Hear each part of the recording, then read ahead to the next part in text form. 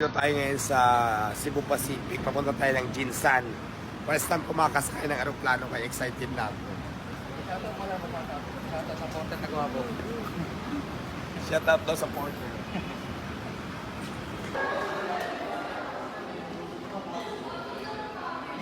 Ayan, time check muna tayo. Alas 2 na, no? Alas 3. Alas 2. So, nandito kami sa airport ngayon, sa domestic airport. Kape muna kasi ang flight namin is 4:30 pa. 4:30 pa, madam, no? Oh, so, waiting muna. Kape-kape muna tayo. Medyo inantok pa. Papunta ako ng Jinsan. So, first time ko sasakay ng aeroplano. So, excited na ako. So, kakape muna kami. Agad palang kape dito sa airport. Ito palang kape dito sa airport. So may kapehan dito. Inanto kasi ako dahil di makulang pa sa tulog. Ang aga ko nagising. Kape muna kami ni madam. Ayan, habang naghintay ng flight, gala-gala muna tayo sa airport. Ang dami palang tao dito, parang baklaran.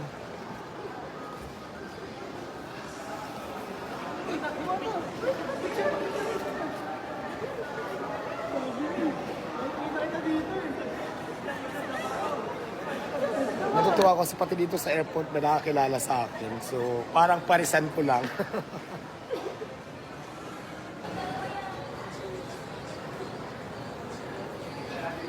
Ayan pati mga guard nagpa-picture din. Sana ba tayo? Dito pa rin tayo sa sa loob pa rin ng airport to. Ang dami-daming tao. Grabe, kita nyo. Madaling araw pa lang ha, alas 2 pa lang. Alas 2 pasado, mga 2:30. Ang daming tao pala dito, parang baklaran lang talaga. Ang airport pala, kasi first time ko dito magagani-ganito, parang baklaran pala, ang dami din ng tao. So ayan na nga guys, naglalakad na ako, papunta na kami doon sa aeroplano na kung saan sasakay na kami. Kasama ko si Ma'am Beam at saka si Alvin. So, ayan. May tumawag sa ate. So, mamaya excited na ako na makasakay sa aeroplano dahil first time magta-travel ako ng ganito kalayo at saka sasakay ng aeroplano syempre. So, ito na. Forward po tayo. Sa aeroplano na ako.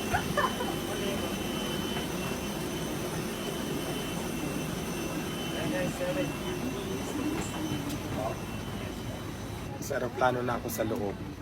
Parang bus. Nakakatakot, pinakabahan ako.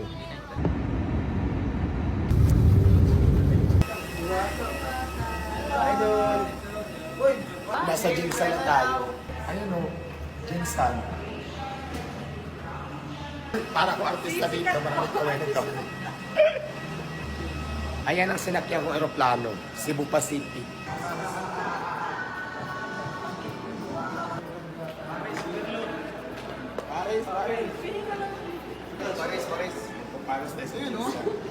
Labas na tayo ng airport ng Jinsan. Papunta na tayo doon sa destination natin na lugar kay Madam Sara. Tara na.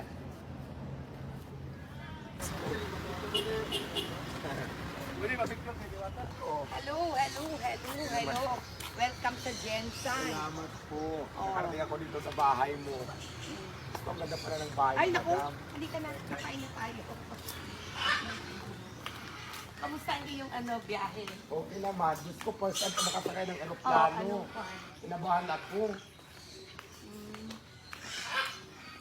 Ang daming pasahero. Puno, super dami. Hindi sila nagulungan naman. Picture. Ito ako kuya. Ano po? Halika. Kakain tayo. Ang ganda naman pala ng bahay. Anong oras kayo? Maaga pala kayo, 12? 12 kami umalis sa Parisat, tapos nagtambay kami sa airport kasi di ba alas 5 na nga kami nakalis doon eh. Halika. At least nakadating ka. Hindi ka Oo. makapaniwala yung iba na dadating ka. Sabi ko hindi, pinawagan ko yun. College day kasi namin ngayon. So, sabi ko, di ba, nagpa-picture tayo Oo. noon. Nag-trending yun. Hindi ko alam. Kasi wala naman ako mga Facebook, wala ako. Oo, nag-trending yun kasi dami nag-share, dami pumuri nga sa'yo no, kasi binigyan mo ako ng pera ng unang meet natin. So nag-trending yun kasi in-upload ko din yung video ko sa'yo. Oo. In-upload ko sa YouTube. Ang daming aso pala. Ngayon, Ma'am, nakita ka namin kay Diwata, Mama, magpa-picture din kami ba? Ang dami-dami na daan sa school. Sabi ko, sige, college day. Inano ko, in-invite nga kita. Di ba, biglaan. Tapos, yung mga estudyante, hindi nila alam na surprise. Hanggang kagabi, madaling araw, maraming tumatawag kay Rebecca na nagte-text. Hindi sila makapaniwala. Yung nilagay ako doon, pangalan mo. Yan. So ayan, for today's video, nandito kami sa sasakyan. Pupunta na kami sa eskwelahan sa Golden State College, kung saan doon ako magtuturo sa Golden State College dito sa General Santos City, kung saan tuturuan ko sila kung paano gumawa ng chicken, kung paano lutuin ang chicken joy, kung paano lutuin ang Diwata Paris Overload. Kaya handa na ba kayo? Let's go! Ayan, nandito na tayo sa school ng Golden State College sa General Santos City. Ano na? Kasama ko siyempre si Madam Sarang, may-ari ng school na ito. Golden State. Hi po!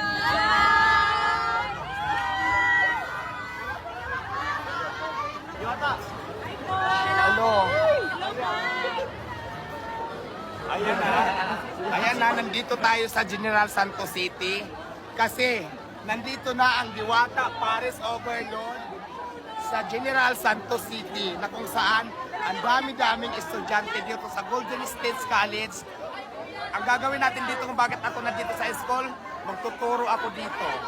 Magtuturo ako gumawa ng Paris at magluto ng chicken joy. At syempre, papatikim natin sa kanila yung chicken joy natin at saka yung ating Paris Overload. Wow, wow, wow, wow! Ang dami-daming tao, madam!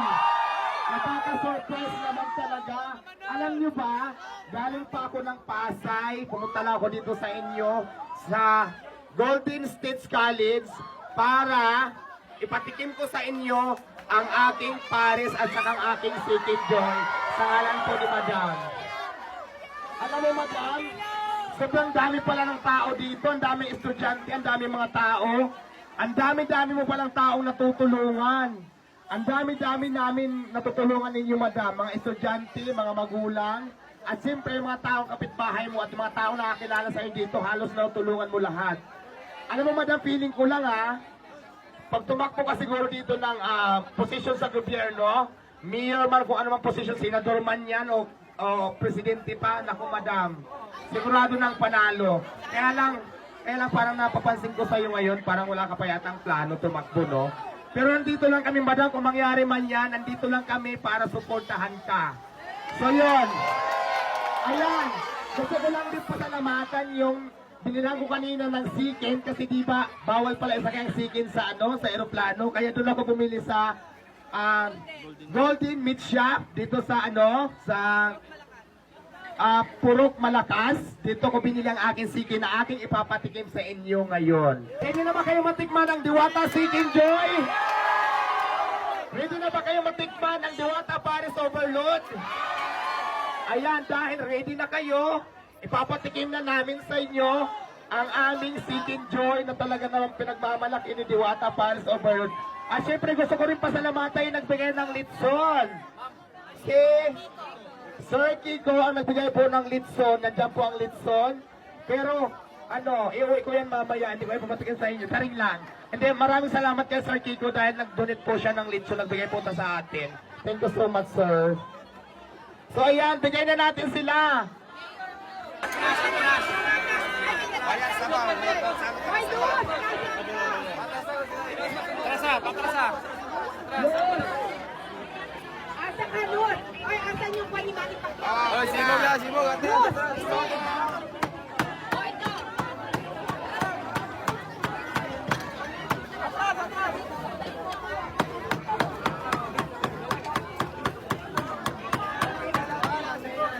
Ay, ang pares baboy yan. Dito lang ang mga Muslim sa chicken. Bawat chicken, tatlong makati, ha?